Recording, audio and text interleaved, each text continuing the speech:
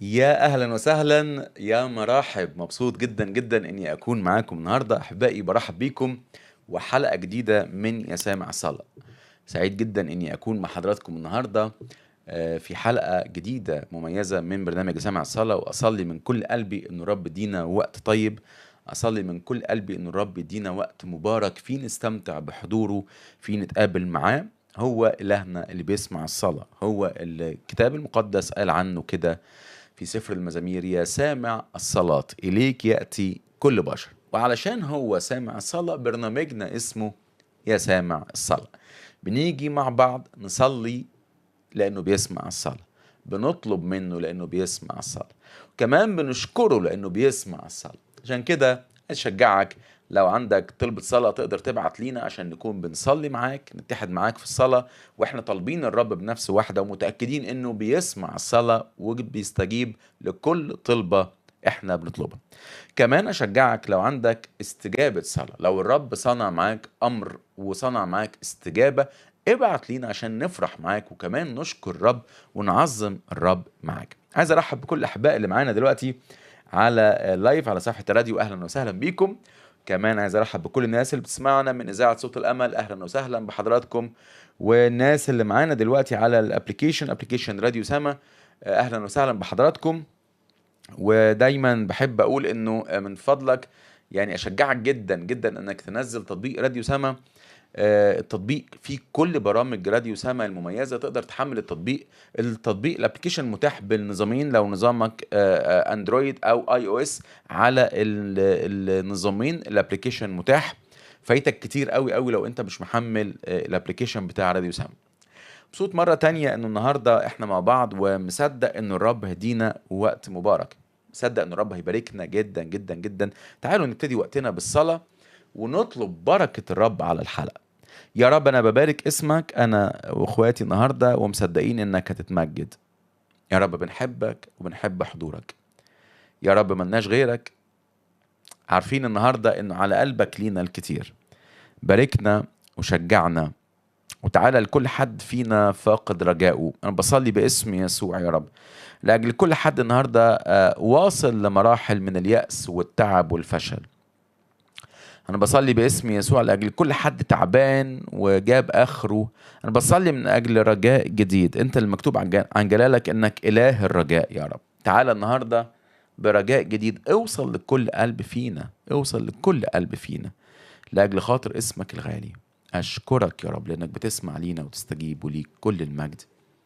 آمين آمين آمين آمين. مبارك الرب إلهنا إلى الأبد. هاللويا هاللويا. تعالوا مع بعض نبتدي حلقتنا بهذه الصلوة. نطلع الفاصل صغير ونرجع تاني نكمل كلامنا. اهلا بيكم مرة تاني. بجدد ترحابي بحضراتكم ومتشجع جدا جدا ان احنا مع بعض النهاردة. وعايز اشجعك كمان انك لو عندك ازمة، لو عندك مشكلة، مرة تانية عايز اشجعك ابعت لينا لانه الرب بيسمع الصلاة. شجعك انك تعمل شير للحلقة وتوصل الحلقة لأكبر عدد ممكن من الناس، ولا سيما لو حد انت شاعر انه مصلي بيحب يصلي. وكمان مش بس المصلين والمتشفعين، لكن كمان لو حد في مشكلة، لو حد فقد الأمل. لأنه عنوان حلقتنا النهاردة الحقيقة مميز جدا، وعنوان حلقتنا النهاردة هيكلمنا الرب من خلال الحلقة في موضوع في غاية الأهمية. وهو عنوان الموضوع اللي هنتكلم فيه النهاردة هو: هل يستحيل على الرب شيء؟ هل يستحيل على الرب شيء؟ عنوان غريب، ويمكن تقول الإجابة الأولية اللي ممكن تخطر في ذهنك: لا طبعا ما يستحيلش على الرب شيء. لكن هنشوف مع بعض من كلمة ربنا من الكتاب المقدس ازاي انه الرب فعلا لا يستحيل عليه شيء، وازاي انه الرب عنده حلول سماوية. حينما ينقطع الامل وحينما ينقطع الرجاء يأتي الرب بحلول غير عادية وحلول تفوق الخيال. هنشوف مع بعض ازاي النهاردة انه لكل حد فينا متألم، ولكل حد فينا منزعج، ولكل حد فينا فاقد الامل، الرب عنده رجاء جديد.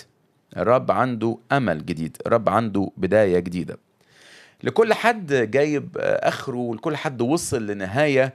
يمكن تكون بتقول إنه أنا مش قادر أكمل، أنا تعبت، أنا صليت وربنا ما سمعش.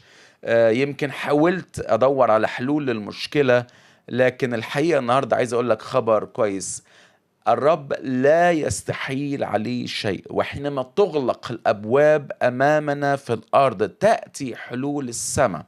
حينما تغلق الأبواب على الأرض تتفتح السماء لتدخلات إلهية غير عادية. اعلن ثقتك واعلن إيمانك، قول يا رب أؤمن أؤمن أؤمن إنك سامع الصلاة، أؤمن إنه لا يستحيل عليك شيء. لا يستحيل على الرب شيء. رب لا يستحيل عليه شيء أبدا أبدا أبدا أبدا. الرب يأتي حتى في الهزيع الرابع، حتى في الوقت اللي فيه الناس تقول خلاص الوقت عدى، لكن الحقيقة يجي الرب في وقت لا يمكن نتخيله. الناس بتتوقع، ويمكن احنا مرات بنظن انه يجي الرب في التوقيت اللي على مزاجي، انا عارف انه ده انسب وقت، لكن الرب يجي بطرقه وبتوقيتاته. في يوم من الايام الرب تراءى لابونا ابراهيم في سفر التكوين. نقرا الكلمات دي، انه الرب جه وقال له ابراهيم اخرج اذهب من ارضك، من عشيرتك، من بيت ابيك للارض اللي هقول لك عليها، وانا عايز اباركك وهبارك مباركيك ولعنك العنه، وهخليك بركه كبيره ابراهيم، ونسلك هيكون زي نجوم السماء وزي الرمل اللي على شاطئ البحر. انا عايز اباركك، عايز اباركك يا ابراهيم. والحقيقة إبراهيم أطاع، أو إبرام في ذلك الوقت قبل أن يغير الرب اسمه إلى إبراهيم. أطاع إبرام في ذلك الوقت وخرج ومضى وسمع كلام الرب. وبعد وقت كبير كان الرب قايل له إنه أنت هيكون ليك نسل، هيكون ليك ولد، هيكون ليك ابن. بس الحقيقة الوقت بيعدي. إبراهيم أو إبرام لما بدأ الرب يتكلم معاه كان عنده 75 سنة، فأنت بتتكلم في سن كبير. الرب سمع صلاته وهو عنده، او استجاب للوعد اللي اداهوله وهو عنده، كان سن ابراهيم في ذلك الوقت 100 عام، كان عنده 100 سنة. لكن الحقيقة جاله الرب وهو عنده 99 سنة. جاله الرب وهو داخل على 100 سنة وبدأ يتكلم معاه. نقرأ الكلمات دي في سفر التكوين أصحاح 18.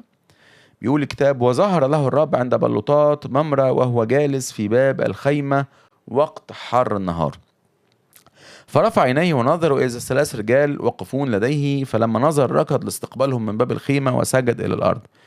وبعد كده بدأ يتكلم معاهم، والحقيقة أضافهم. يقول الكتاب في عدد 9: قالوا له: أين سارة امرأتك؟ فقال: ها هي في الخيمة. الرب قال له بقى في عدد 10: فقال: إني أرجع إليك نحو زمان الحياة، ويكون لسارة امرأتك ابن. وكانت سارة سامعة في باب الخيمة وهو وراءه. جه الرب وقال له: يا أبرام، أنا هجي لك نحو زمان الحياة، يعني السنة الجاية، وسارة مراتك هتكون شايلة ابن. إني أرجع إليك نحو زمان الحياة ويكون لسارة امرأتك ابن. سارة هيكون عندها ابن السنة الجاية، هيكون عندها ابن. الرب اتكلم بكل وضوح لأبرام وقال له: فين سارة؟ قال له: في الخيمة. قال له: السنة الجاية هجيلك نحو زمان الحياة ويكون لسارة ابن. وسارة قاعدة جوه الخيمة. وكان إبراهيم وسارة شيخين متقدمين في الأيام، وقد انقطع أن يكون لسارة عادة كالنساء. فضحكت سارة في باطنها قائلة: أبعد فنائي يكون لي تنعم وسيدي قد شاخ؟ فقال الرب لإبراهيم: لماذا ضحكت سارة قائلة أفبالحقيقة ألد وأنا قد شخت؟ هل يستحيل على الرب شيء؟ في الميعاد أرجع إليك نحو زمان الحياة ويكون لسارة ابن. فأنكرت سارة قائلة: لم أضحك، لأنها خافت. فقال: لا، بل ضحكت.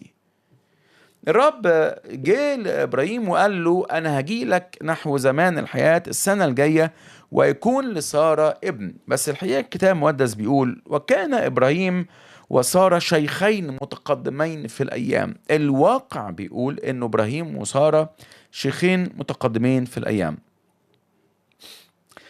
الواقع بيقول انه ابراهيم وسارة في تكوين 18 شيخين متقدمين في الايام، كبار في السن. الواقع بيقول ان هم كبار في السن، وقد انقطع ان يكون لسارة عادة كالنساء. لكن الرب قال كده: انا هاجي نحو زمان الحياة وسارة هيكون عندها ولد.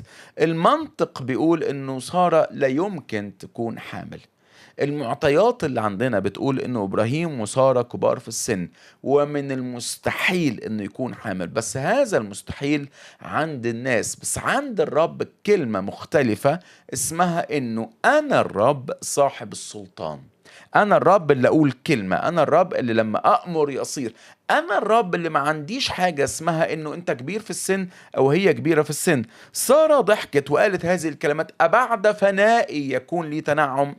سارة ضحكت وقالت هذه الكلمات: أبعد فنائي يكون لي تنعم وسيدي قد شاخ. المنطق بيقول أنا كبرت في السن، المنطق بيقول أنا فنيت، أنا لم أعد كالنساء قادرة على الحمل، وسيدي قد شاخ، زوجي رجل كبير في السن. يمكن أنت بتقول المعطيات عندي 1 2 3، الأزمة لا يمكن تتحل لأنه عندي مشكلة 1 2 3، عندي أزمة كبيرة، عندي احتياج مادي، عندي ضائقة في عملي، عندي مشكلة صحية، عندي مشكلة في خدمتي، عندي مشكلة مع أصدقائي، عندي علاقات متقطعة، عندي مشكلة حجمها كبير. الواقع بيقول المشكلة كبيرة، لكن يجي الرب ويقول لك هذه الكلمات: هل يستحيل على الرب شيء؟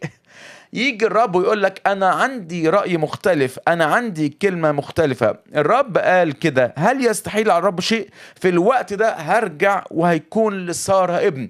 وربنا النهاردة جاي يقول لناس كتير فينا، ربنا النهاردة جاي يقول لناس كتير فينا: أنا عندي حل حتى لو صوت الواقع مؤلم.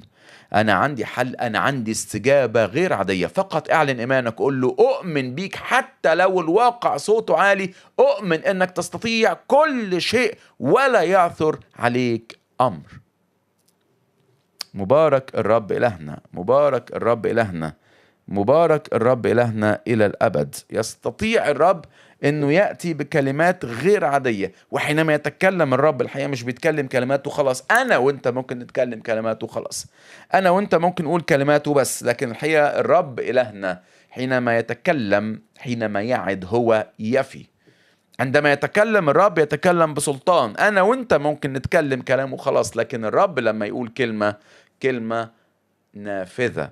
يقول الكتاب: لأنه حيث كلمة الملك هناك سلطان. لما يتكلم الرب، كلمة الرب تحمل سلطان، كلمة الرب تحمل قوة، كلمة الرب تحمل خلق. الواقع بيقول انه ابراهيم شيخ كبير في السن، ادي الواقع. ما سمعناش ان راجل 100 سنة عنده 100 سنة يبقى اب، ما سمعناهاش، دي صعبة جدا جدا. الواقع بيقول انه سارة اللي اصغر منه ب10 سنين، يعني عندها 90 سنة تبقى ام. الواقع بيقول صعب. هي قالت كده: أبعد فنائي يكون لي تنعم. الواقع بحساباته بتقول إنه أنا لا أصلح إني أكون أم. الواقع بحساباته بيقول إنه إبراهيم قد شاخ، لا أنا أصلح إني أكون أم ولا إبراهيم يصلح إن هو يكون أب. المعطيات بتقول إحنا الاتنين صعب يبقى عندنا ولد. أنا ما ينفعش، ما عادش ينفع اني اكون ام، وابراهيم زوجي كبير في السن. الواقع صوته عالي. ياما ناس النهارده صوت الواقع في حياتها عالي، ياما ناس فينا ممكن يكون صوت الواقع مؤلم، ياما ناس فينا ممكن يكون صوت الواقع مزعج. صوت الواقع بيقول مستحيل الازمه تتحل، مستحيل مستحيل. صوت الواقع قد يكون صوت الواقع في شكل تقرير طبي، قد يكون صوت الواقع في شكل انك مش عارف تنقل الولد مدرسة، قد يكون صوت الواقع في شكل أزمة صحية، قد يكون صوت الواقع في شكل اقساط صعب عليك تسديدها، قد يكون صوت الواقع انه في ديون ومش عارف تتخلص منها. ايا كان صوت الواقع، جاي الرب النهارده عشان يقول لك: انا عندي واقع تاني، انا عندي رأي تاني، انا عندي منظور تاني، انا عندي كلمة تانية. هل يستحيل على الرب شيء؟ قل له: أؤمن أؤمن أؤمن إنه لا يستحيل عليك شيء. قل له: لا يستحيل عليك شيء، لا يستحيل عليك شيء، لا يستحيل عليك شيء يا رب، لا يستحيل عليك شيء. أؤمن النهاردة إنه أنت صاحب السلطان. أنا عايزك تتخيل سارة وهي بتقول الكلمات دي وسنها 90 سنة. استحالة. إبراهيم عنده 100 سنة. بس سيدي وسيدك عنده حسابات مختلفة. يا اللي بتقول النهاردة فين الرب؟ ليه سيبني الرب لما أوصل ل90 سنة؟ ليه سيبني الرب لما أوصل ل100 سنة؟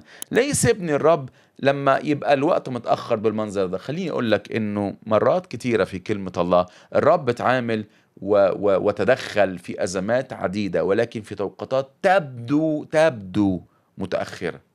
يبدو ان الرب بيجي، خليني اقول لك تاني، يبدو ان الرب بيجي متأخر، بس الحقيقة الرب ما عندوش تأخير.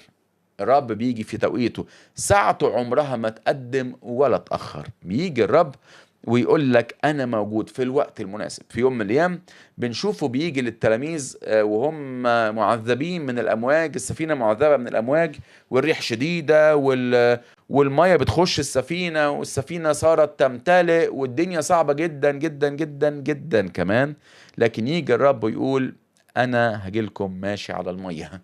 يجي الرب ويشوفوا التلاميذ ماشي فوق المية. طب ما تيجي من بدري يا رب، طب ما انت عارف يا رب، طب ما انت بعلمك السابق عارف ان احنا هنتألم، طب ما انت بعلمك السابق عارف ان احنا هنواجه تحدي، طب ما انت بعلمك السابق انت اللي قايل لنا اسبقوني الى العبر، انت اللي قلت يلا روحوا. لما تقول لي اتحرك يبقى انت جاي ورايا يا رب، ليه ما تجيش بدري؟ ياما في ضعفنا وفي إنسانيتنا يا أحبائي بنقول هذه الكلمات، ليه يا رب؟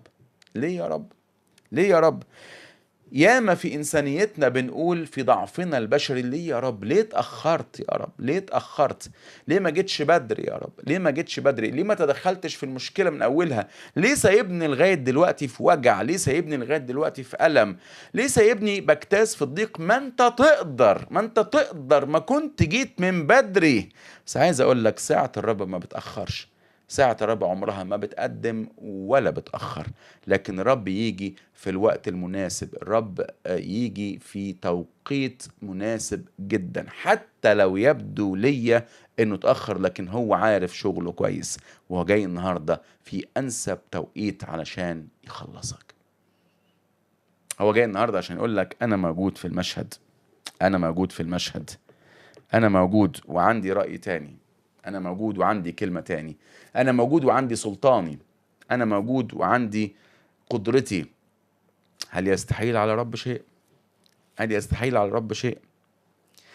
مين يقول إنه سارة وهي 90 سنة تبقى حامل؟ لما تقرأ سفر التكوين تعرف بعدها على طول إنه الرب أكرم إبراهيم وأكرم سارة بإنه عندهم ابن وسموه إسحاق، يعني ضحك. كلمة أو اسم إسحاق معناه ضحك، لأن الرب صنع ليهم ضحك، صنع ليهم فرح، وكل اللي يسمع الخبر إنه إبراهيم وسارة عندهم ابن هيضحك ويفرح.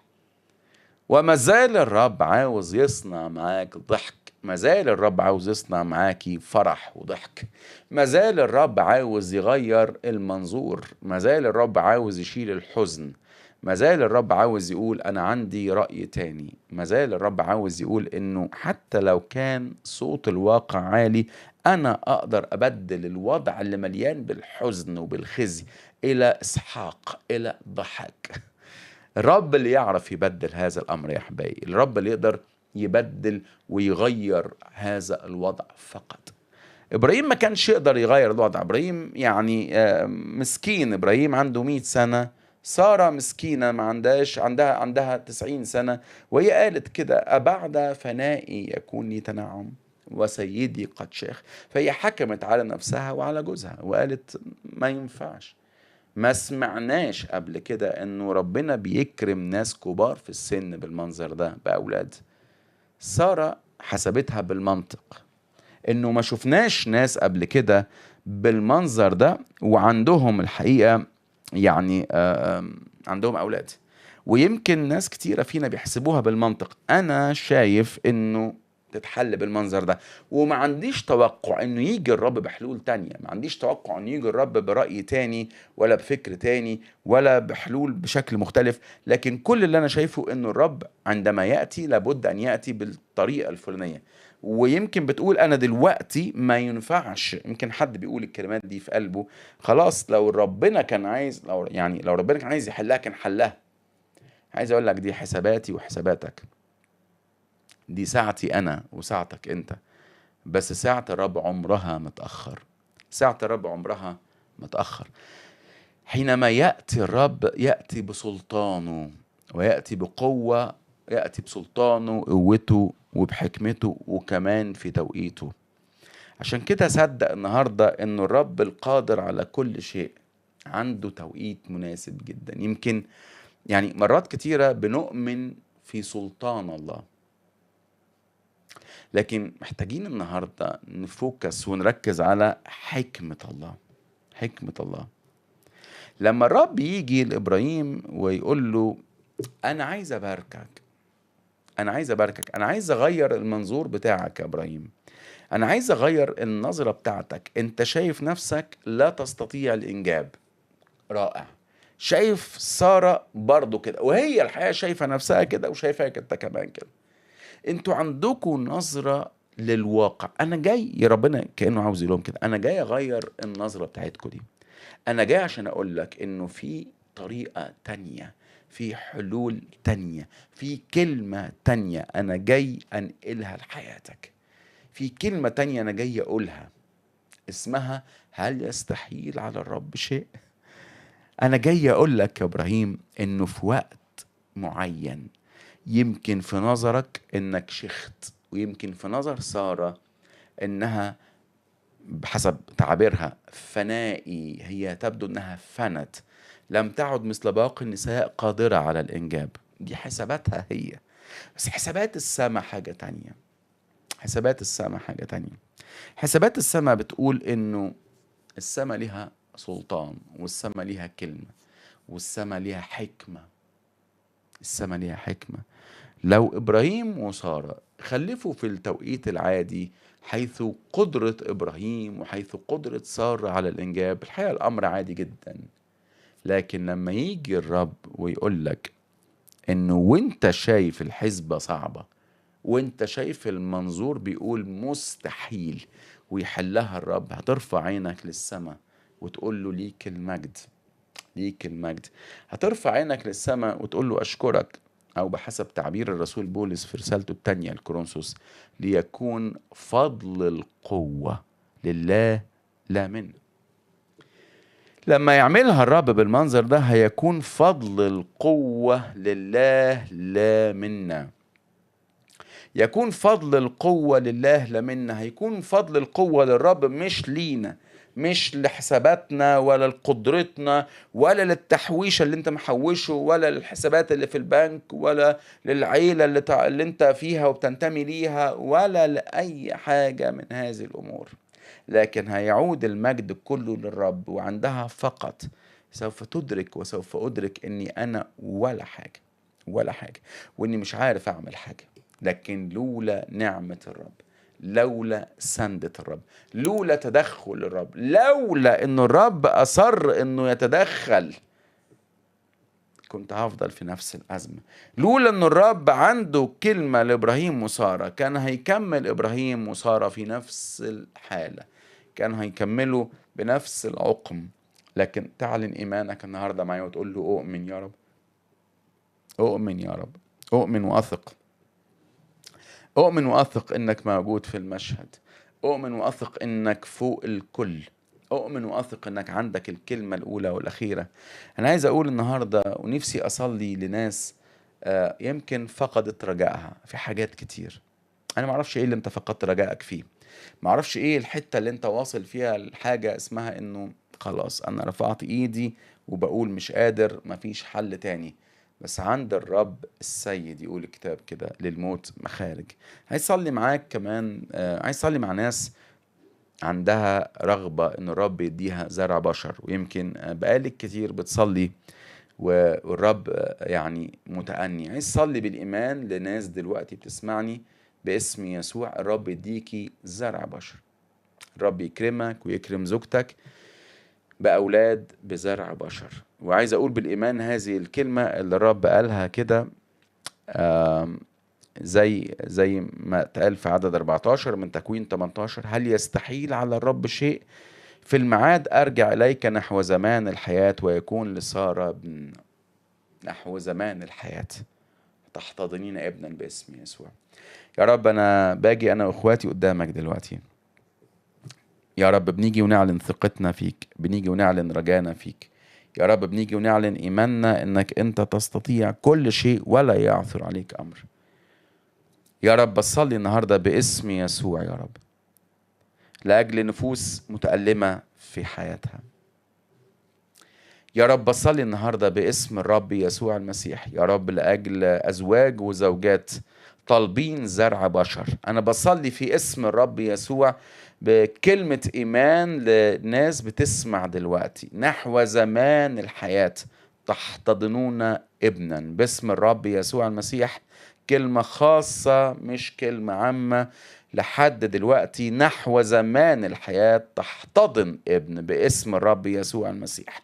يا رب بصلي النهاردة لناس عندها مشاكل وعندها أزمات باسم الرب يسوع المسيح، تدخل غير عادي. هل يستحيل على الرب شيء؟ بصلي لأجل ناس وصلت للنهاية وقالت إنه خلاص الأزمة تمكنت مني باسم الرب يسوع المسيح. لا يستحيل على الرب شيء، لا يستحيل على الرب شيء. أؤمن بتدخلات غير عادية للسماء، السماء سلطان يا رب باسم يسوع المسيح. يا رب تأتي قوة الله على حياة إخواتي باسم الرب يسوع المسيح. كل أزمة كل ضيق باسم الرب يسوع المسيح نعلن سلطانك. الرب في العلا أقدر، الرب في العلا أقدر. مهما كان صوت الواقع عالي، مهما كان صوت العيان عالي ومسموع، كلمة الإيمان وصوت الإيمان يعلن جوانا أنه رجائنا المسيح في داخلنا، المسيح فينا رجاء المجد. نعم لا يستحيل عليك شيء أيها الرب. نعلن ثقتنا ونعلن إيماننا، لا يستحيل على الرب شيء. في اسم المسيح بصلي وليك كل المجد. آمين آمين آمين آمين آمين آمين. مبارك الرب إلهنا، مبارك الرب إلى الأبد. تعالوا نطلع مع بعض الفاصل صغير نسمع الكلمات دي ونرجع تاني نكمل كلامنا. هللويا هللويا. ورجعنا مع بعض تاني وما زلنا مكملين كلامنا عن الإله الذي لا يستحيل عليه شيء. وأنا الحقيقة على قلبي النهاردة قبل ما نكمل كلام في ونقرأ مقاطع من كتاب مقدس وكده، لكن عايزين نصلي. عايز نصلي دلوقتي باسم يسوع المسيح. عايز نصلي لأجل نفوس متألمة، وعايز نصلي لأجل ناس النهاردة الرب عاوز يقول ليهم كلمة مختلفة. عايز نصلي لأجل ناس بتعاني من أمراض مزمنة.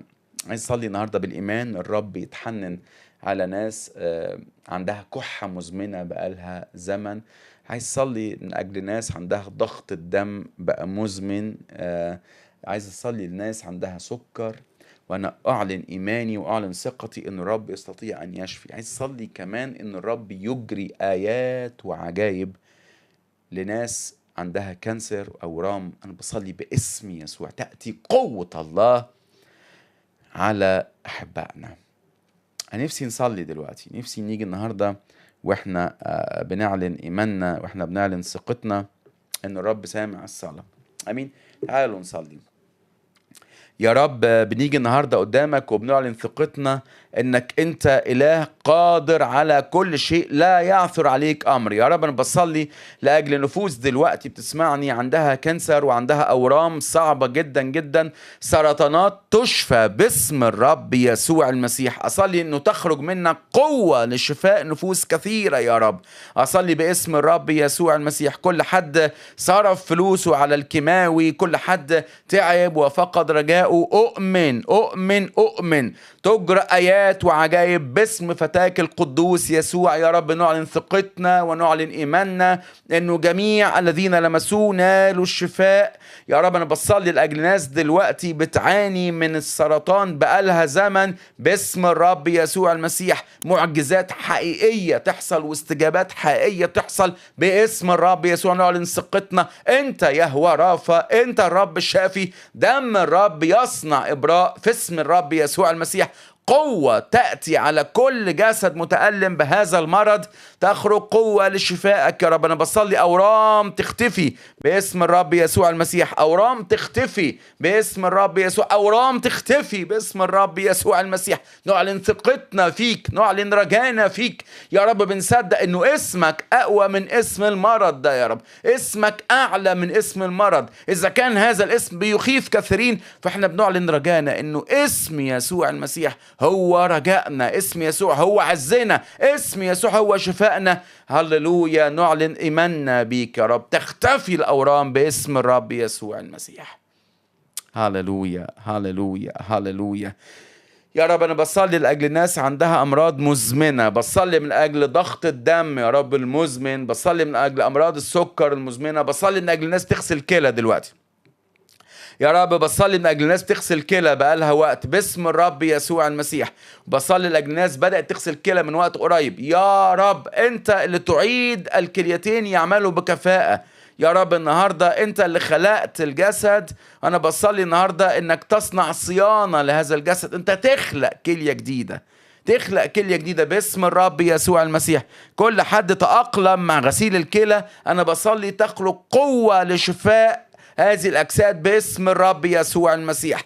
يا رب لا يكن للمرض سلطان، لكن الكلية تعمل بكفاءة في اسم الرب يسوع المسيح. هللويا هللويا هللويا هللويا هللويا هللويا هللويا هللويا.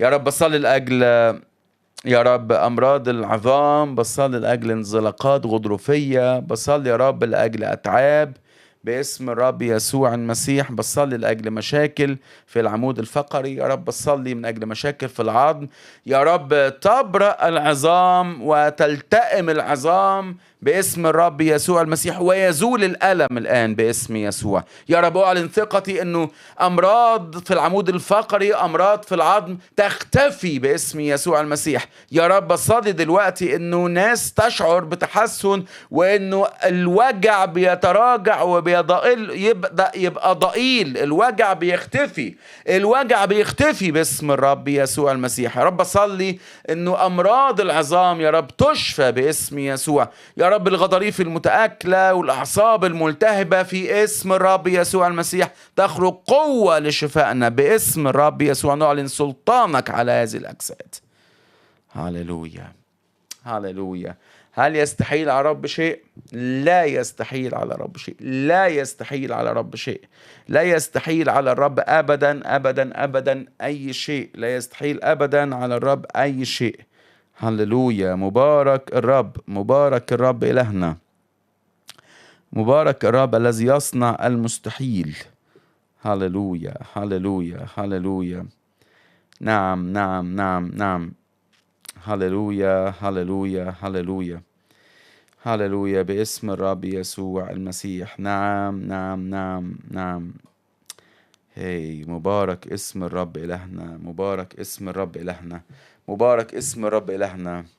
هللويا هللويا. عايز أصلي لأجل ناس عندها مشاكل في الحركة، عايز أصلي من أجل ناس اتحرموا، ناس كانوا بيخدموا الرب ونتيجة التعب، عايز أصلي لأجل ناس كبيرة في السن بالذات، نتيجة التعب وكبر السن ومشاكل العظم تضاءل حجم خدمتك وبقيتي حاسه انه مش قادره انزل الاجتماعات ومش قادره اتحرك. عايز اصلي النهارده انه تاتي قوه الله على هذه الاجساد.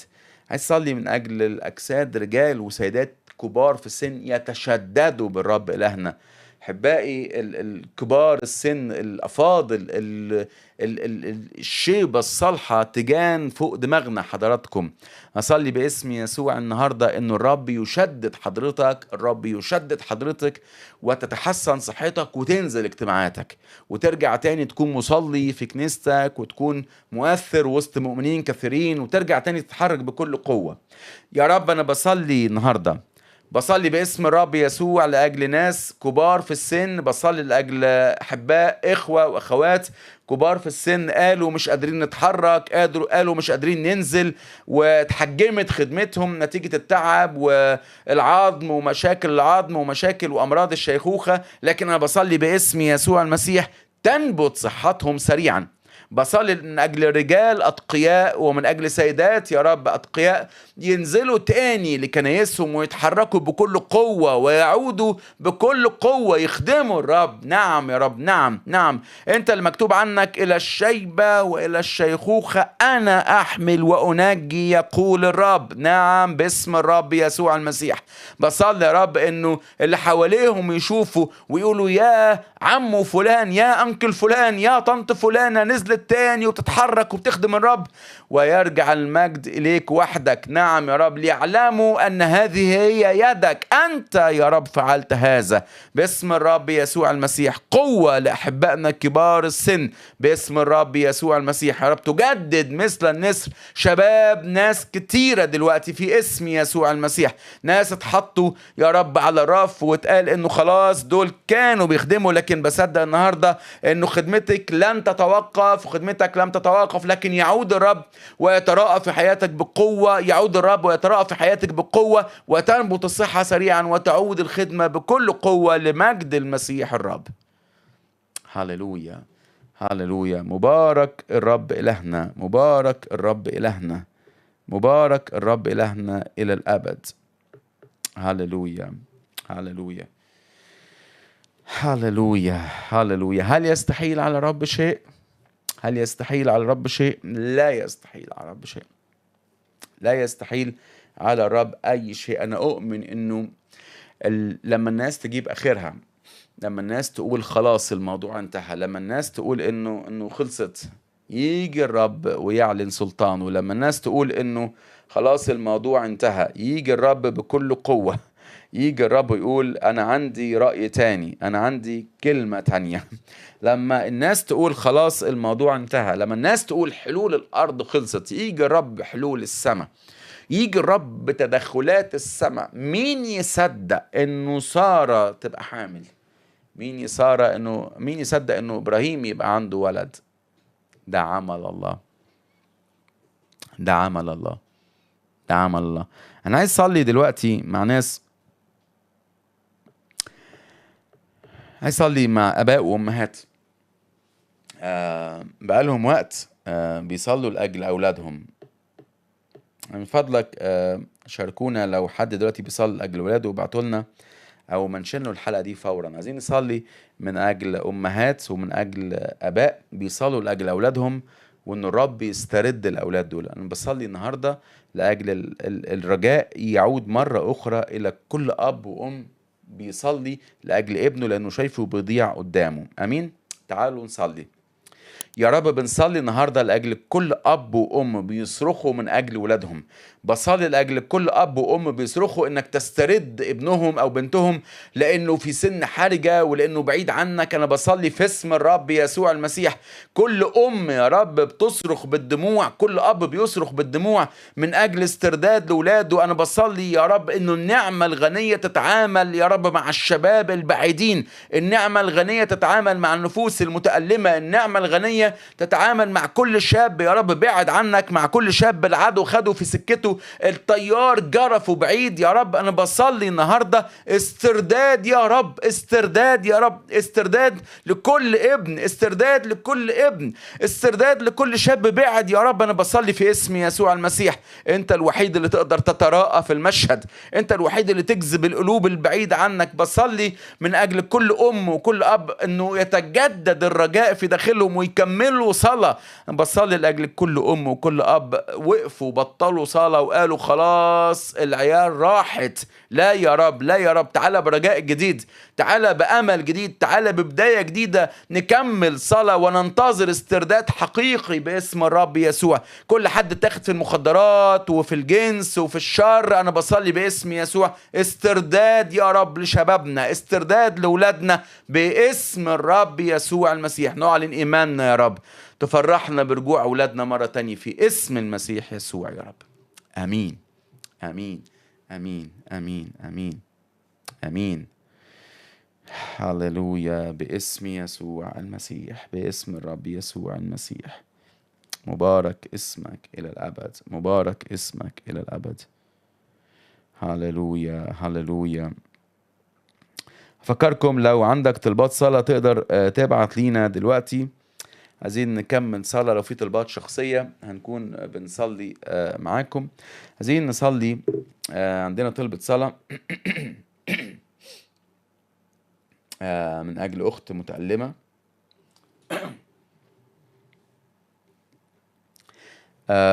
عندنا طلبة صلاة من أجل أختنا ميمي. هيا ميمي، أنا أعتقد أن ميمي مش معانا على الهواء، لكن أختنا ميمي تحتاج إلى زيارة من الرب لشفاء عينيها في ميكروب في العين، والحقيقة العين التانية كمان خدت العدوى. خلينا النهاردة نتحد مع بعض، وانت بتسمعني من أي مكان في العالم، تعالوا النهاردة يا شعب الله يلا نصلي إنه الرب يلمس بنته، وإنه تأتي وتخرج منه قوة لشفاء العين. أمين. خلونا نصلي. يا رب أنا بصلي في اسم يسوع من أجل بنتك الغالية. أصلي النهاردة إنه تيجي تحتضن بنتك يا رب. أنت الكلي القدرة، أنت اللي لا يستحيل على رب شيء. زي ما بنصلي النهاردة، هل يستحيل على رب شيء؟ لا يا رب. أنت اللي تشفي ميمي بكل قوة، أنت اللي تقول كلمة على كل تعب في العين، على كل عدوى، على كل ميكروب، في اسم الرب يسوع المسيح. إبراء لبنتك الآن، إبراء لبنتك الآن، إبراء لجسد بنتك، إبراء لنظرها في اسم يسوع المسيح. يا رب بصلي النهاردة يا رب شفاء كامل يا رب النهاردة، دلوقتي تتحسن بنتك دلوقتي، وتسترد النظر بقوة يا رب، بقوة. كل احمرار في العين، كل تعب، كل ميكروب، باسم الرب يسوع قوة الله تأتي لشفائك في اسم الرب يسوع المسيح. نعلن شفاء كامل لبنتك في اسم الرب يسوع، وشعب الرب يقول أمين أمين أمين. هللويا هللويا هللويا هللويا هللويا. مبارك الرب إلهنا، مبارك الرب إلهنا. عايزين نصلي لأجل أختنا أم مجدي. أم مجدي عندها حزام ناري في منطقة الظهر، لكنها تثق تماما في صلاة المؤمنين، وتثق تماما أن الرب يشفي. عشان كده تعالوا نصلي يلا، وانت بتسمعني كده تعالى من أي مكان في العالم، تعالوا نصلي من أجل اختنا الغالية ام مجدي. يا رب باسم يسوع، يا رب باسم الرب يسوع نعلن سلطانك على جسد بنتك الغالية اختنا ام مجدي. يا رب بصلي في اسم يسوع النهاردة زيارة خاصة لبنتك يا رب، شفاء كامل تخرج من جلالك، قوة لشفائها، قوة لشفائها في اسم يسوع، قوة لشفائها يا رب، قوة لشفائها يا رب. الحزام الناري يبرأ وجسدها يبرأ تماما باسم يسوع. يا رب أصدق النهاردة إنك أنت تمد إيدك بقوة ليها، تكون صحيحة لمجدك يا رب. كل واجع، كل تعب يا رب تنبت صحتها سريعا في اسم الرب يسوع المسيح. أشكرك لأجل شفائك لبنتك، وليك كل المجد. أمين أمين أمين. هاللويا هاللويا هاللويا. عندنا طلبة صلاة من أجل الأخت أم روماني.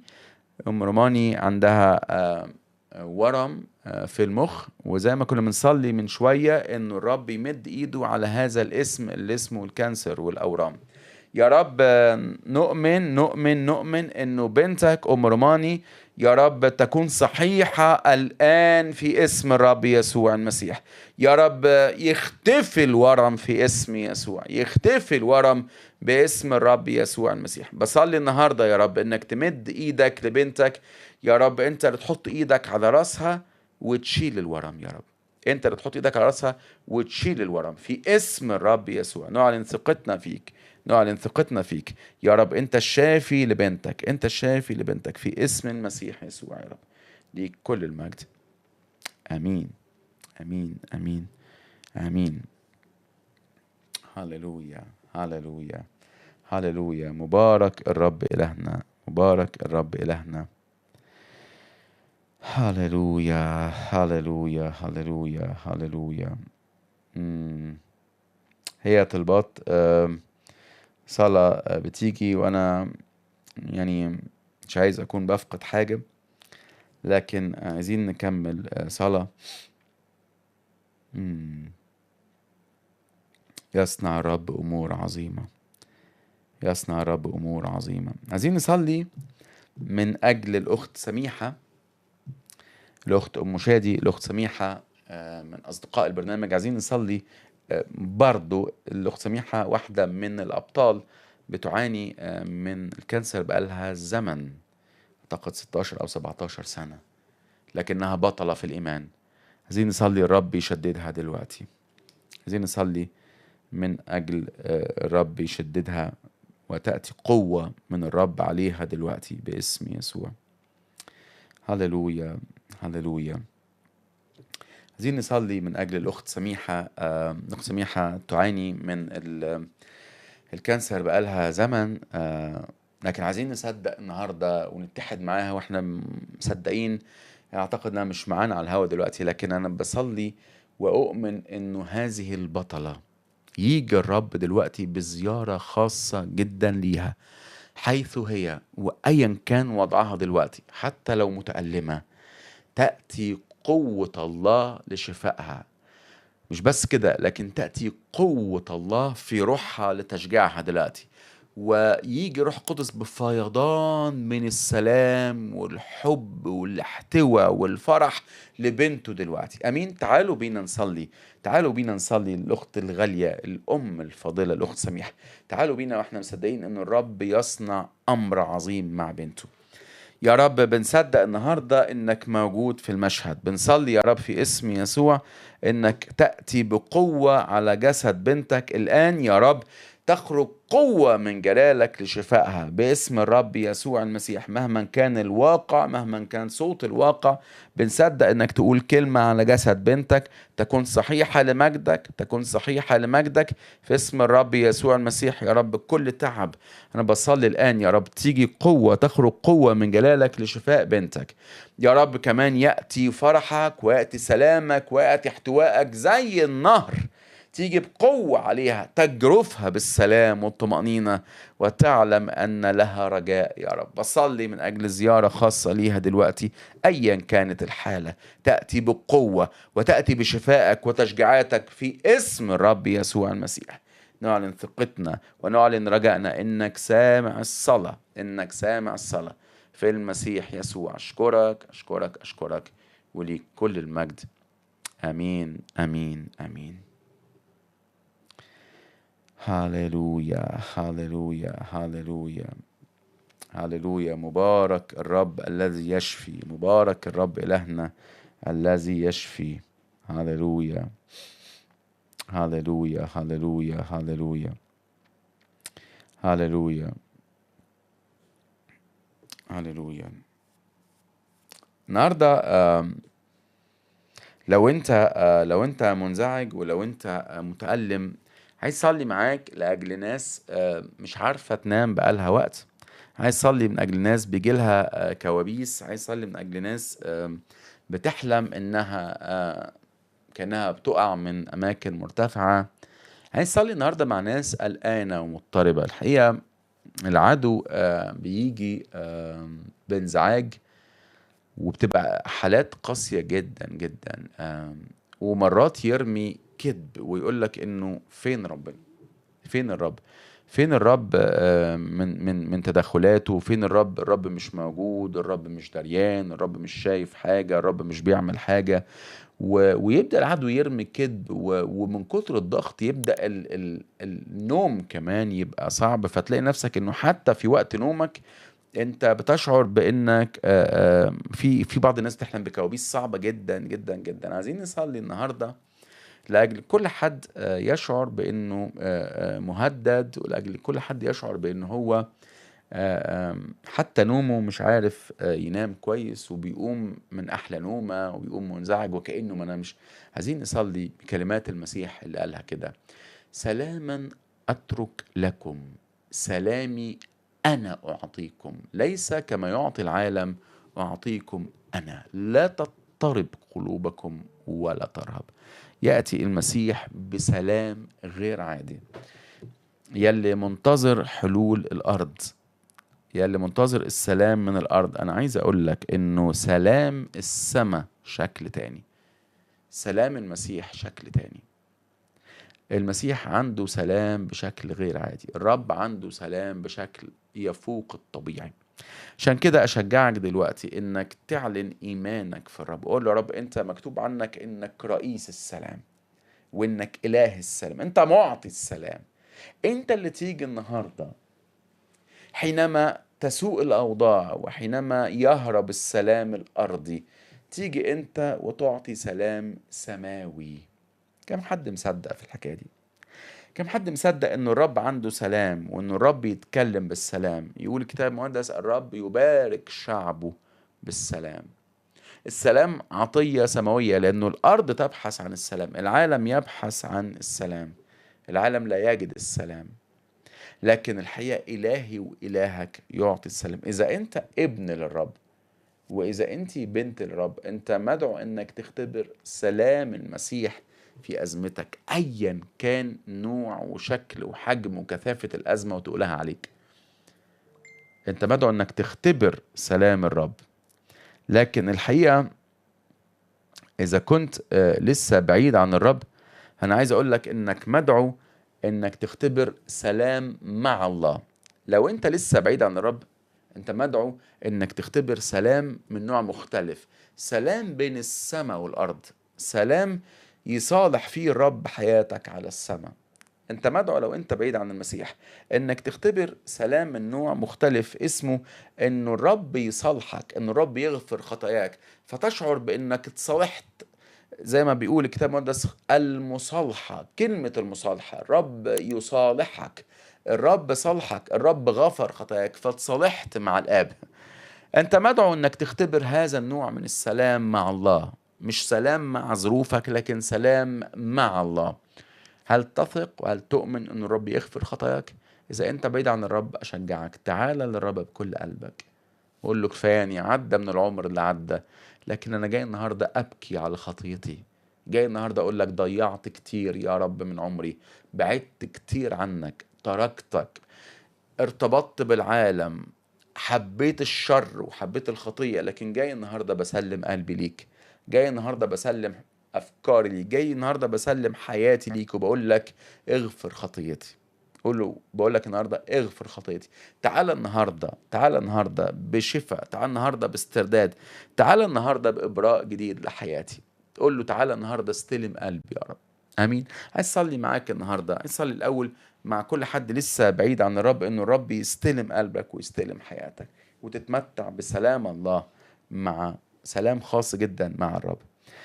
يا رب انا بصلي في اسم يسوع لاجل كل حد بعيد عنك، كل حد لسه بعيد عنك. أنا بصلي لأجل كل حد عايش في الخطية دلوقتي يا رب. يا رب صلاتي إنك تيجي النهاردة وتجذب القلوب. تعال النهاردة يا رب لكل حد، كل حد لسه بعيد عنك، كل حد عايش في الشر وعايش في النجاسة وعايش في الخطية. يا رب تعالى اجذب القلوب ناحيتك. تعالى النهاردة يا رب اغسل القلوب. تعالى لكل حد دلوقتي بيسمعني عاوز يرجع وندمان على العمر اللي عدى، ندمان على الخطية، اقبل توبة أخويا يا رب، اقبل توبة ولادك دلوقتي في اسم المسيح. يا رب أنا بصدق دلوقتي أنك تسمع الصلاة، بصدق دلوقتي يا رب من أجل أنك تكتب أسماء من التائبين يا رب في سفر الحياة، لأجل خاطر اسمك، ليك كل المجد. آمين. عايز أصلي كمان لأجل الناس اللي بتعاني من كوابيس زي ما كنا بنتكلم من شوية. عايز أصلي لأجل كل حد منزعج وكل حد متألم وكل حد يشعر بأنه في كابوس وفي انزعاج كده. رب يجي بسلام الله الذي يفوق كل عقل. امين يا رب. انا بصلي النهارده باسم يسوع يا رب لاجل كل حد يشعر بالتهديد، كل حد يشعر بانه نايم لكنه منزعج وبيقوم على كوابيس. يا رب بيقوم كانه مش نايم من كتر الخوف. انا بصلي باسم يسوع المسيح يا رب سلام الله الذي يفوق كل عقل. بصلي لاجل كل حد يا رب نايم وهو مضطرب. يا رب أنا بصلي النهاردة لأجل كل حد بينام ويحلم بكوابيس. بصلي لأجل كل حد بينام وهو خايف وبيصحى منزعج وكأنه ما نامش. يا رب أنا بصلي في اسم يسوع إنك تحصره بسلامك، سلام الله الذي يفوق كل عقل. يا رب تعالى بسلام غير عادي دلوقتي يا رب في اسم الرب يسوع. يهرب كل انزعاج وتمتلئ القلوب بالسلام باسم الرب يسوع. نعلن ثقتنا يا رب، نعلن ثقتنا انه سلامك يغمر، سلامك يغمر القلب يا ابن الله الحي في اسم المسيح يسوع. وليك كل المجد يا رب. امين امين امين امين. هاللويا هاللويا. تعالوا مع بعض نطلع لفاصل صغير ونرجع تاني نكمل كلامنا. ورجعنا مع بعض تاني واحنا مكملين كلامنا عن الرب الذي لا يعثر عليه امر. انا متشجع جدا جدا وشاعر انه الرب بيصنع امور عظيمة وسطينا دلوقتي. شاعر انه الرب يأتي بقوة وجاي النهاردة يتكلم لناس، وجاي النهاردة الرب ينهي أزمنة من المعاناة وأزمنة من التعب وأزمنة من الصراعات ويبتدي بدايات جديدة مع ناس فينا. هاللويا هاللويا هاللويا هاللويا. تعال النهاردة واحنا مصدقين كده انه الرب يجي بقوة. عندنا الحقيقة عايز اقرأ رسائل حضراتكم وتعليقات حضراتكم. جالنا تعليق من اخونا بهاء فرج. اهلا بيك استاذ بهاء. بيقول كده مشكلة يعرفها الرب في اسم يسوع. امين امين يا رب. بنتحد مع اخونا بهاء النهارده واحنا مصدقين انك تمد ايدك للمشكله يا رب اللي جلالك عارفها، واخونا بيضع ثقته فيك، واحنا بنحط ايماننا وثقتنا مع بهاء يا رب وبنقول لك تستطيع كل شيء ولا يعثر عليك امر في اسم يسوع المسيح يا رب. امين امين امين. اختنا غادة مدحت. يا غادة ازيك؟ ايه الاخبار؟ عامله ايه؟ يا رب تكوني بكل الخير. غادة بتقول معجزة يا رب. بتقول امين الرب يصنع امور عظيمة. سلام سلام سلام. الرب في العلا اقدر. منتظر الرب فيما نصلي من أجله. أمين أمين باسم يسوع. يا غادة أؤمن يا رب إنك مانح السلام مهما كان التحدي. أمين يا غادة أمين. حيث كلمة الرب هناك سلطان. هللويا. أمين يا غادة. الرب صانع عجائب. هللويا. أيوة بنصلي استرداد لأولادنا. أمين يا غادة باسم يسوع. مهما كان حجم المشكلة أو مدتها أؤمن إنك تيجي بإنقاذ غير عادي. أمين باسم الرب يسوع يا غادة. أمين أمين. أعلن إيماني في صلاحك وتوقيتاتك وحكمتك. أمين يا غادة باسم الرب يسوع. لا يستحيل على الرب شيء. أمين يا قديسة. أمين أمين أمين أمين. يا رب أنا جاي دلوقتي بتحد مع بنتك الغالية أختي غادة وبنصلي يا رب وبنعلن إيماننا، بنعلن ثقتنا فيك إنه لا يستحيل على الرب شيء. يا رب بصلي لأجل أختي ولأجل شريك حياتها، بصلي لأجل ولادها، بصلي من أجل تدخلات غير عادية في حياة غادة ومدحت دلوقتي باسم الرب يسوع المسيح. يا رب بعلن بالإيمان على حياة بنتك يا رب هي نفس الكلمات اللي اتقالت عن شعبك في القديم، لكن بحسبما أذلوهم هكذا نموا وامتدوا. أيوة يا غادة باسم يسوع على قد العدو ما ضغط بهدف الإذلال أنا بصلي نمو وامتداد، بصلي من أجل اتساع، بصلي من أجل زمن في تعويض السماء، زمن تختبري فيه مقابلات جديدة من الرب، زمن تعويضات السماء على حياتك باسم الرب يسوع المسيح. يخزى ويخجل المشتكي على حياتك يخجل ويخزى المشتكي على بيتك والمشتكي على أولادك في اسم الرب يسوع المسيح. ولا يقوم ولا يكون إلا رأي الرب وإلا فكر الرب وإلا مشيئة الرب فقط في حياتك باسم الرب يسوع. غطاء الدم الكريم عليكي وعلى شريك حياتك وعلى أولادك باسم يسوع يا غادة. ليك كل المجد يا رب. آمين آمين آمين آمين يا قديسة. آمين. الأخت الفاضلة الأخت جانيت فهمي، أهلا بحضرتك يا أخت جانيت، إزاي صحتك؟ أخت جانيت بتقول أمين أمين سلام سلام آمين باسم الرب يسوع. أمين أمين يا أخت جانيت باسم الرب يسوع. الرب يلمسك يا رب. أنا بصلي لأجل بنتك الغالية الأخت جانيت، بصلي من أجل قوة تخرج من جلالك لشفائها الآن باسم الرب يسوع المسيح.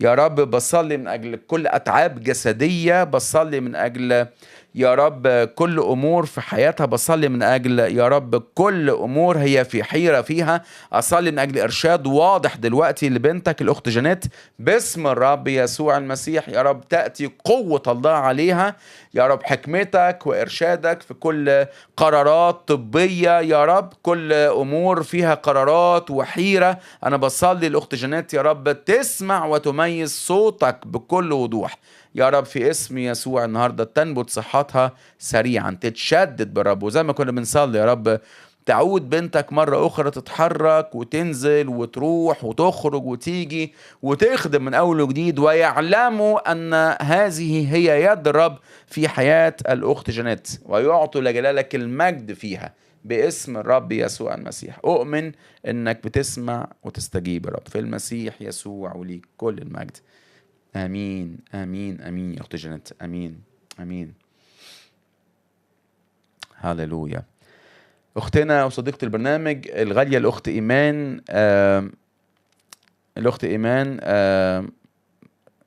الأخت إيمان بشارة، الأخت إيمان بشرى، أهلا وسهلا يا أخت إيمان. بتقول أنا في انتظارك يا رب. آمين آمين يا أخت إيمان باسم يسوع. آمين. أنا في انتظارك يا رب، معجزة من عندك. آمين يا أخت إيمان. آمين آمين باسم الرب يسوع المسيح. آمين يا أخت إيمان. يا رب بنصلي لأجل الأخت إيمان دلوقتي يا رب في اسم يسوع. يا رب بنصلي النهاردة إنك تأتي بقوة على حياة بنتك يا رب. بنتك منتظرة معجزة. أنا بصلي النهاردة من أجل معجزة تحصل في حياة يا رب بنتك الغالية. يا رب من فضلك مد إيدك وقول كلمة على حياة بنتك النهاردة، قول كلمة على حياة الأخت إيمان، تأتي قوة الله عليها، معجزة يا رب فيما تنتظر بنتك. اصنع أمر جديد معاها، اصنع أمر جديد، زيارة خاصة لبنتك في اسم الرب يسوع المسيح. أشكرك أشكرك أشكرك، وليك كل المجد يا رب. آمين آمين آمين آمين آمين باسم الرب يسوع. آمين آمين آمين يا غادة. آمين باسم الرب يسوع المسيح. آمين. أخونا الغالي وصديق البرنامج الغالي المبارك أخونا وجدي، الأخ وجدي سمير، أهلا بيك يا أخ وجدي يا قديس، إزيك؟ أخونا وجدي بيقول أمين يكون شفاء لكل من طلب الرب صاحب السلطان. آمين باسم الرب يسوع. آمين. ويكمل أخونا مجدي يقول كده أمين، بيقول يا رب بالإيديك الأخت سميحة وتتمتع بشفائك العجيب. أمين آمين في اسم الرب يسوع يا أخ وجدي. أمين آمين آمين آمين يا رب. صلي بركة بركة وشفاء يأتي على أولادك وعلى شعبك في اسم الرب يسوع المسيح. مبارك الرب مبارك الرب مبارك الرب. هللويا هللويا هللويا. هي يصنع الرب أمور عظيمة يا أحبائي، يصنع الرب أمور عظيمة، أمور غير عادية. ما زال الرب يصنع، ما زال الرب يغفر، وما زال الرب يطهر، وما زال الرب يحرر. نفسي أول حاجة لو أنت من الناس اللي لأي سبب، لو أنت من الناس اللي لأي سبب اتورطت في إنك تستخدم العرافة أو السحر أو الأحجبة أو الحاجات دي، قدم توبة دلوقتي قدام الرب، قول يا رب اغسلني بدمك، لأنه هذه الأمور الحقيقة مش لعبة. لكن الامور دي اللي بيعملها كأنه بيقول انا بستعين بابليس، انا بستعين بقوة غير الرب. فالشيطان بيبقى ليه حق شرعي فيك. تاني هقول، اذا انت اتورطت في سحر، في عرافة، في اي امور من هذه الامور، اذا انت اتورطت في سحر، اذا انت اتورطت في عرافة، اذا انت عملت عمل، الحاجات دي خطر ولازم تقدم توبة عنها دلوقتي، لانه هذه الامور خطية. وانت لما بتعمل هذه الافعال، لما بتروح لحد يعمل لك حجاب، يعمل لك سحر، الحاجات دي انت كأنك بتقول للرب انه انا مش واثق فيك، انا مش مصدق فيك، انا مصدق في انه ابليس يعمل ويحل ويتدخل. وابليس مش بيعمل حاجة ببلاش، العدو هيدفعك تمن. بس انا اؤمن دلوقتي انك لما تيجي وتقدم توبة، الرب يكسر سلطان العدو من على حياتك.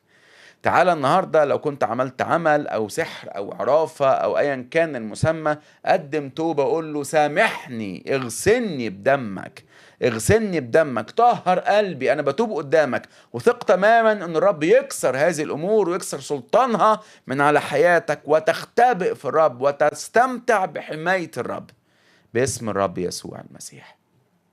يا رب أنا بصلي من أجل كل حد يا رب، كل حد يا رب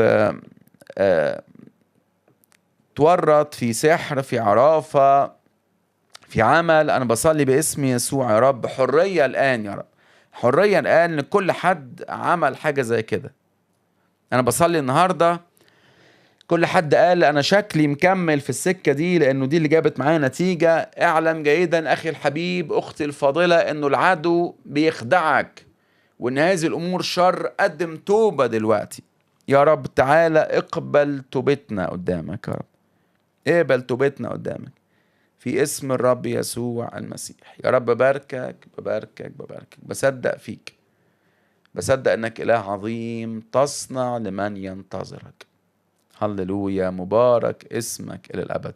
يا رب بصلي حرية النهاردة، حرية لكل حد عمل واشترك في هذه الافعال يا رب الشريرة، انه دمك يطهر ودمك يستر في اسم يسوع المسيح. هللويا، ليك كل المجد، ليك كل المجد. امين امين امين. هللويا هللويا هللويا. نعم.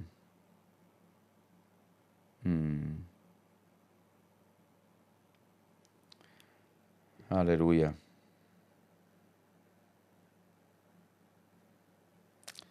هللويا. ما زلنا لسه لو عندك طلبة صلاة اوكي. جات لنا طلبة صلاة من طلبة صلاة حالا دلوقتي من الأخت وداد لبيب أندراوس. أهلا بحضرتك يا أخت وداد، أهلا بيكي. أختنا وداد بتقول طلبة صلاة من أجل مايكل، من أجل مايكل نحتاج لتدخل سريع في ظروفه وانتهار لكل أرواح السلب من حياته، حماية دم يسوع على بيته، صحته، ذهنه، خدمته. يا رب ملناش غيرك، ملناش غيرك يمسك الدفة وترسيه لبر الأمان. تعالى أقول للبحر الهايج يسكت ويبكم في اسم يسوع.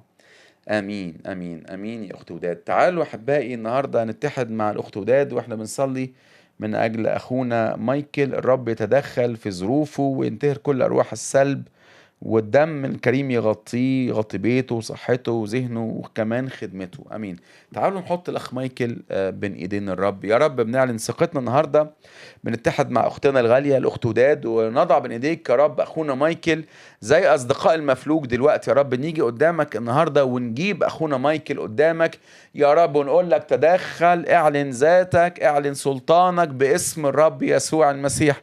يا رب قول كلمه النهارده على حياه مايكل يا رب، كل سلب من العدو على حياته، كل هجمات من العدو على حياته، كل شكاية من العدو على حياته تنكسر في اسم الرب يسوع المسيح. يا رب كل حرب النهاردة عليك، كل شكاية لا تقوم ولا تكون. يا رب النهاردة نيجي زي أصدقاء المفلوج ونجيب مايكل قدامك ونثق إنك تصنع شفاء لابنك. نثق النهاردة إنك تقول كلمة فيرتد العدو من على حياته. يا رب نثق النهاردة إنك سامع الصلاة، تصنع أمرا جديدا في حياة أخونا مايكل. يا رب بنتحد مع الأخت وداد النهاردة وبنقول لك باسم يسوع حرية من كل سلب يا رب، حرية من كل سلب يا رب، حرية من كل سلب. تداخل في ظروفه، تداخل سريع في ظروفه زي ما هي طلبت يا رب. باسم الرب يسوع انتهار لكل أرواح السلب في حياة مايكل، حماية دمك الكريم على بيته وعلى صحته وعلى ذهنه وعلى خدمته يا رب في اسم يسوع. انت اللي تمسك الدفة وترسي السفينة في حياة مايكل على بر الأمان. انت الأمان يا رب، انت الأمان. عشان كده مايكل في أمان يا رب، مايكل في أمان. احنا بنصلي النهاردة انك تأتي بشفاء غير عادي على ابنك باسم الرب يسوع المسيح. أشكرك لأنك سامع الصلاة في المسيح يسوع، وليك كل المجد. آمين آمين آمين. هاليلويا هاليلويا هاليلويا هاليلويا.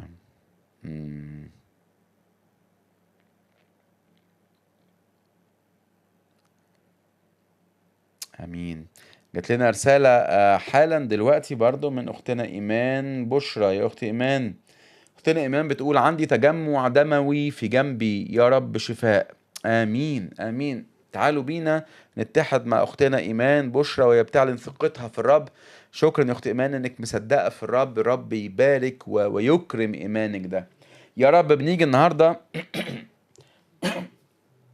النهاردة نتحد مع الأخت إيمان ونصلي في اسم يسوع المسيح من أجل كل تجمع دموي يا رب في جنبها. بنصلي باسم الرب يسوع المسيح إنك تأتي بشفاء غير عادي يا رب للأخت إيمان دلوقتي.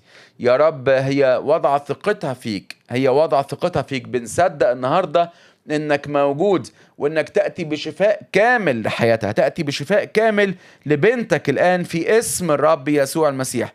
يا رب اصنع معجزة، يختفي هذا التجمع الدموي باسم الرب يسوع، يختفي وتبرأ إيمان إبراء كامل وتشفى إيمان شفاء كامل. نعلن ثقتنا فيك، أنت صاحب السلطان وحدك في اسم المسيح، ليك كل المجد. آمين آمين آمين. هللويا هللويا هللويا.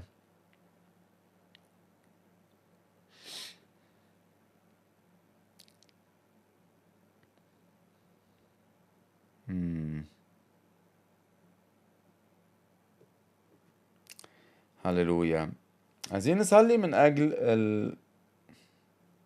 الأخت إزيس. عايزين نصلي من أجل الأخت إزيس. الأخت إزيس مش معانا على الهوا دلوقتي، لكن عايزين نصلي من أجل شدة ومن أجل قوة ليها. زي ما كنا بنتكلم من شوية إنه وصلينا يمكن بصفة عامة لأجل الأمر ده، بس عايزين نصلي للأخت إزيس بطريقة شخصية. أخت إزيس إحنا من في بداية الحلقة كنا بنصلي من أجل كل حد كبر، يشعر إنه كبر في السن وإنه في معطلات إنه يرجع يخدم الرب تاني وإنه ينزل ويتحرك. وكنا بنصلي إنه يصنع الرب معجزات مع أحباء لينا، إخوة وأخوات اتحجمت خدمتهم نتيجة كبر السن. عايزين نصلي، طبعا انت مش كبيرة ولا حاجة يا اختي إزيس، لكن عايزين نصلي انه اي تعطيل في الخدمة وفي الدعوة بسبب اتعاب في الجسد، بسبب مشاكل صحية، عايزين نصلي دلوقتي ليكي بطريقة شخصية باسم يسوع المسيح تنبت صحتك سريعا. من فضلك لو انت سمعني دلوقتي قولي امين، قولي امين باسم يسوع. انا بستقبل يا رب، قولي امين. انا بستقبل النهارده زياره خاصه لجسدي. تعالوا بينا نصلي دلوقتي من اجل اختنا الغاليه الاخت إزيس. يا رب بنيجي النهارده بنصدق في انك تاتي بقوه خاصه لبنتك. باسم الرب يسوع الأخت إزيس بين إيدك النهاردة. بنصدق يا رب إنه خدمتها ترجع تاني. بنصدق النهاردة إنه جسدها ما يكونش معطل ليها، لكن يخضع الجسد لعمل الروح يا رب، يخضع الجسد لعمل الروح. بصلي النهاردة يا رب إنه جسدها يكون في ملء البركة وفي ملء القوة. يا رب بصلي النهاردة كل إجهاد وكل تعب، كل تقل، كل أتعاب في الجسد عطلتها عن الاجتماعات، عطلتها عنها تخدم وتزور وتتحرك، باسم الرب يسوع المسيح حرية وخلاص وشفاء غير عادي يا رب. شجع بنتك، شجع بنتك. الوقت اللي جاي في حياة الأخت إزيس يكون وقت مثمر جدا، يكون وقت مليانة يا رب بالمجد، حياتها مليانة بالمجد. يكون وقت فيه بتختبر يعني إيه إنه حينما أنا ضعيف حينئذ أنا قوي. أشكرك لأنك زي ما قال بولس كده تحل عليا قوة المسيح. يا رب بنتك تتشدد، بنتك تتشجع، بنتك تعلن ثقتها، بنتك ترجع تتحرك تاني ملء القوة وملء البركة ليها في اسم الرب يسوع المسيح. أشكرك وباركك لأنك بتسمع وتستجيب، وليك كل المجد. آمين آمين آمين. هاليلويا هاليلويا هاليلويا هاليلويا هاليلويا. خايف اكون بنسى طلبة، ف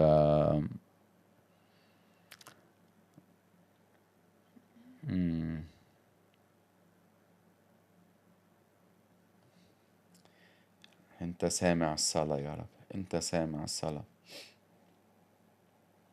الرب سامع الصلاة، الرب سامع الصلاة، الرب سامع الصلاة. هاليلويا هاليلويا. عايزين نصلي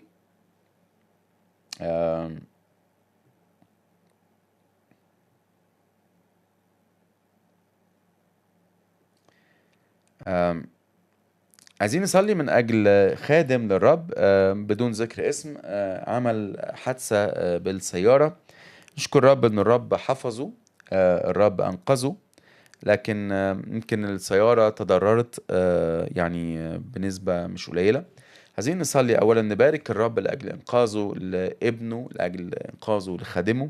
عايزين نصلي كمان إن الرب يدبر تكاليف إصلاح السيارة، ورب يغطيك بالدم، ورب يسترك حبيبي، ورب يحفظك ويحفظ خدمتك، ويضمن استخدام الرب ليك وتأثير الرب من خلالك في كل النفوس اللي انت بتخدمهم.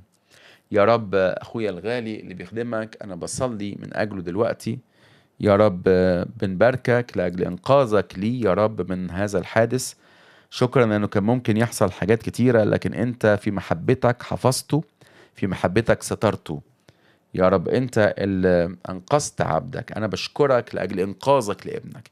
يا رب باجي أنا وكل إخواتي دلوقتي بنصلي في اسم يسوع يا رب إنه لا تعطيل على خدمة هذا الرجل، يا رب لا تعطيل على خدمته، لكن باسم يسوع المسيح يكمل خدمته، يكمل دعوته، وكل شكاية العدو عليه تنكسر في اسم الرب يسوع، لا تقوم ولا تكون يا رب. يا رب بنصلي لأجل احتياجات عبدك في إصلاح السيارة، نصلي إنك تدبر الأمر من عندك، نصلي من أجل بيته أسرته، نصلي إنك تحفظهم كعيلة، غطاء الدم الكريم عليهم، إحسان الرب الكامل ليكم في اسم الرب يسوع المسيح. نعلن ثقتنا ونعلن إيماننا إن الرب يحفظكم، الرب معكم، الرب ظل عن يمينك. مجد الرب في وسطكم كعيلة، وسور من نار حواليكم يا حبيبي باسم يسوع المسيح، وليك كل المجد يا رب. آمين آمين آمين. هاليلويا هاليلويا هاليلويا. هل يستحيل على رب شيء؟ الإجابة بكل تأكيد لا، لا يستحيل على الرب شيء، لا يستحيل على الرب شيء. مهما كان صوت الواقع مؤلم وصوت الواقع عالي، لكن الحقيقة لا يستحيل على الرب شيء.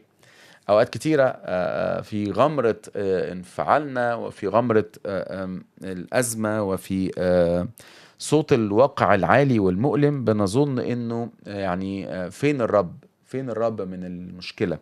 لكن زي ما شفنا النهاردة، أنا ببارك الرب قوي قوي لأجل الوقت بتاع النهاردة، ولأجل صوته لينا، ولأجل عمله، ولأجل كل صلوة وكل أمر الرب صنعه وسطينا.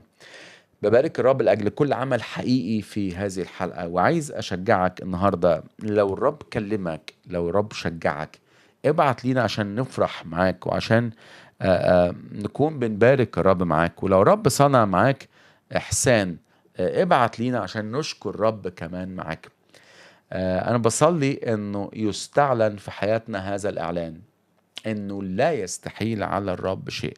أيا كانت المشكلة، أيا كان الضيق اللي بتجتاز فيه، أيا كانت الأزمة اللي أنت بتمر بيها، ارفع عينك لفوق هتشوف واقع مختلف. ارفع عينك لفوق هتشوفي منظر تاني. هتشوفي السيد الرب صاحب السلطان. هتشوف الرب هو مالي المشهد وهو بيقول لك أنا موجود، أنا ضابط الكل، أنا صاحب السلطان. اللي خلى سارة تبقى أم وهي في 90، واللي خلى إبراهيم يبقى أب وهو في سن 100 سنة، يقول إنه لا يستحيل على الرب شيء. لا يستحيل أبدا على الرب شيء. أشكر الرب جدا جدا من أجل وقتنا النهاردة، من أجل الحلقة. أشكر الرب من أجل متابعتكم.